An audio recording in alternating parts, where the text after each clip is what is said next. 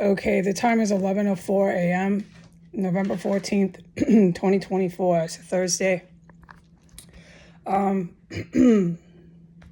Okay, so when I woke up around 9 a.m., I was hit right away with a biological weapon. I would love to share with the public how I'm certain of this. I'm not concrete with the bio. I am concrete with the chemical weapons. I've never been personally attacked with a biological weapon until I lived in this combat zone, but it's drastically different than the chemical, and I would love to talk about it, but we can't do that. We're just not there in this combat that I'm sitting in and involved in here in the Capitol. We're not there to have a Q&A on any of this stuff yet, okay? I'm just gonna report what's going on within the parameters of what I can report on the public social media, okay? All right. So there's massive events that are like huge historical events. I can't talk about them, okay? I want to get that straight first and foremost, all right? So when I do testify and report what I can, you must remember the gravity and the historical measure that's happening here. I'm grasping at words. I gotta always plug my ears. I'm still in DC. Yes, let's cover that too. Just get this out of the way. I'm still in DC, so plugging ears, sound machine is a must, all right? So, all right. And being a survivor of terrorism and stuck in the fucking combat zone, the violence and the horror and gore has just annihilated my vocabulary, my word recall. I'm gonna leave the room in order to fucking focus, okay? We're gonna go in here.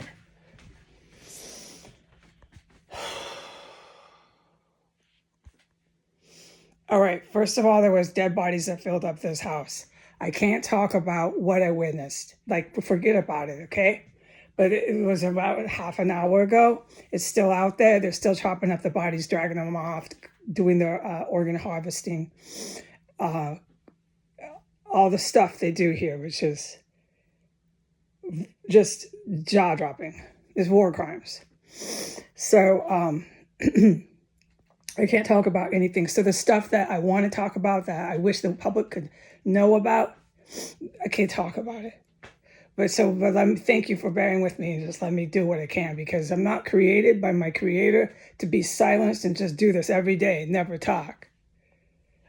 It's been one of the most challenging things I ever had to do.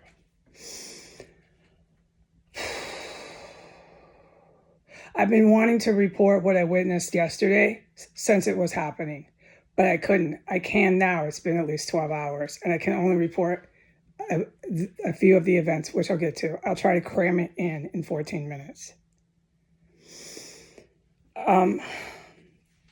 Okay, first of all, for today, there's a stinking dead, just disgusting. They're disboweling them, or whatever, however you pronunciate that. They're cutting their bowels out. They're chopping them up. You smell it all. Okay, so think of what that smells like when a human dead body is getting chopped up somewhere in your vicinity. Okay, that's what I've been surviving in here. There's concretely no question to that. So they're still doing that, but they can't report anything that happens before or after that, okay?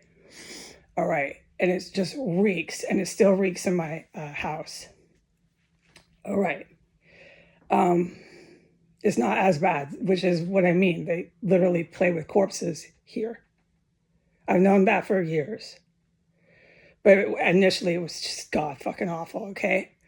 So they're still doing that. And then earlier today, they hit me with a biological weapon. And I would love to do Q&A on the differences between the two. All right, but we're not. We're going to keep going because the combat is still active here, all right? So, it was brutal. They got me. There was events pertaining to the biological weapon attack on me before, and there was events fucking after that kept going on and on, but I can't talk about them. Oh, some of the stuff is just, ooh. Wow, right. Okay, so the two narratives here are what you read in the paper, which is for distraction. It's sensationalism for distraction. Okay? it's not actual news. And then there's actual news like what the IDF is doing to Beirut. All right?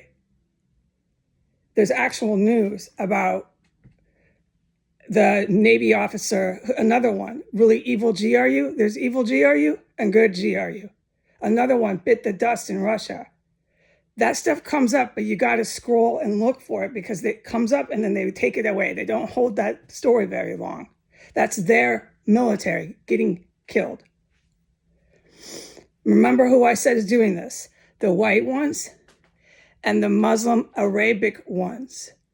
The Arabic ones are very racist. They love their white friends. They want ethnic cleansing. They see the Afro-Arabs as second and under them. You've got to get that reality check. If you don't, fuck it, I don't care anymore. All right. So,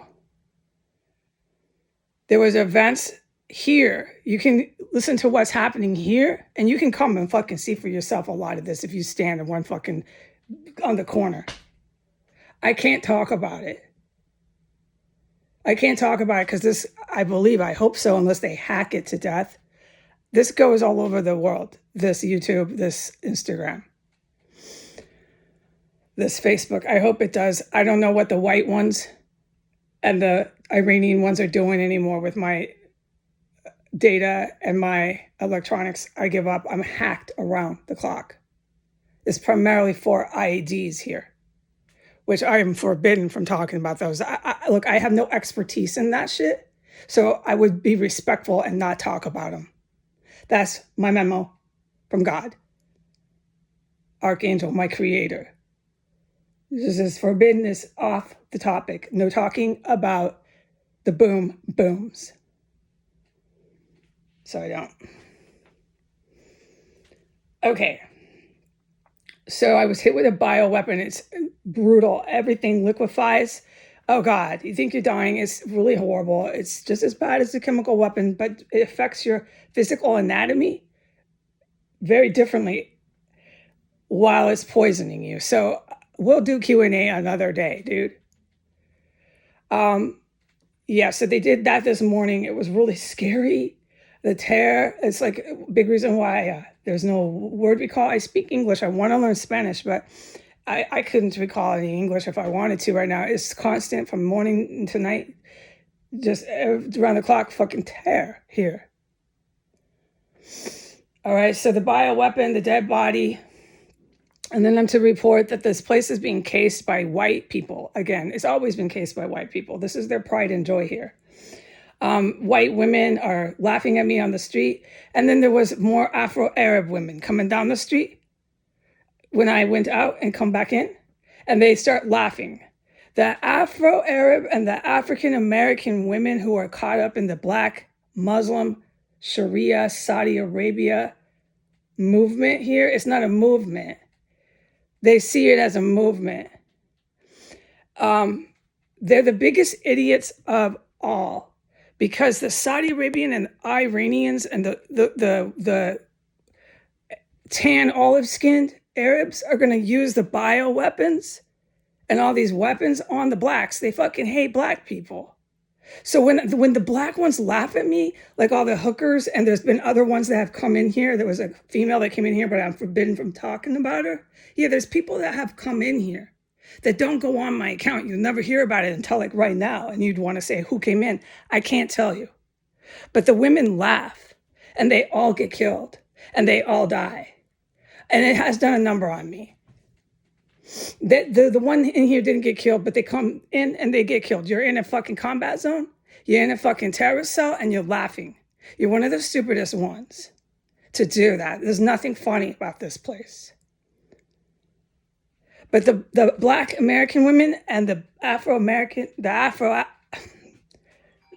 Afro-Arab, that's the IEDs.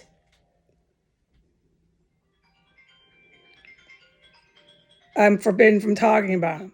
Go ask an Army general about IEDs, texts, and phone calls. Just ask them. I can't tell you how often that phone rings, if it rings anything about that phone. I can't fucking talk about it. So yeah, to say something like this on the public platform is like outrageous, but oh fucking well. Let me get back to my point at hand.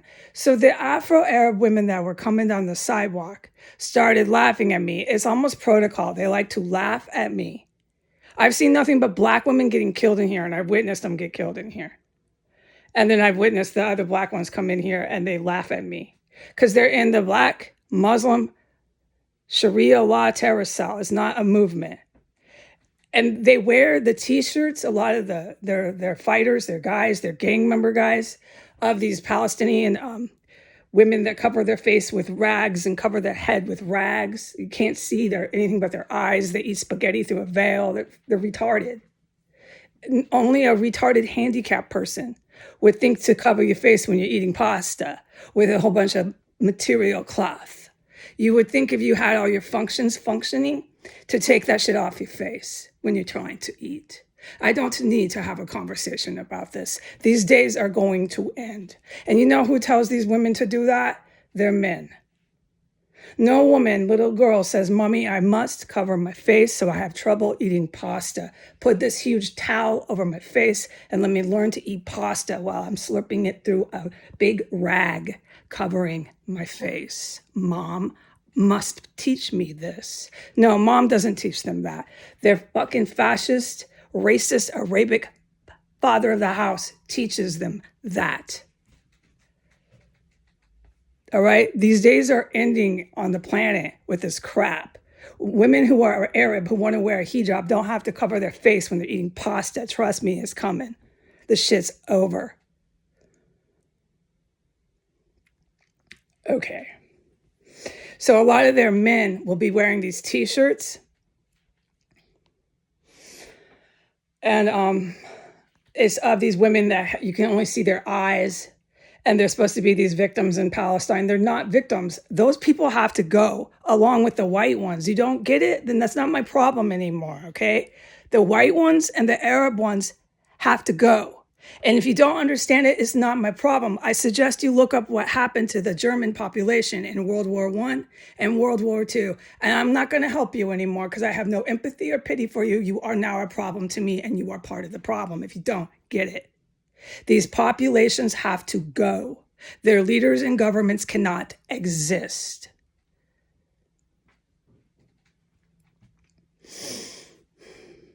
So you'll see a lot of these African people wearing the shirts of all these very racist, olive-skinned Arabs, claiming they're in this Muslim movement, when what's going to happen if they had their way, what they won't, okay? They're never going to have their way.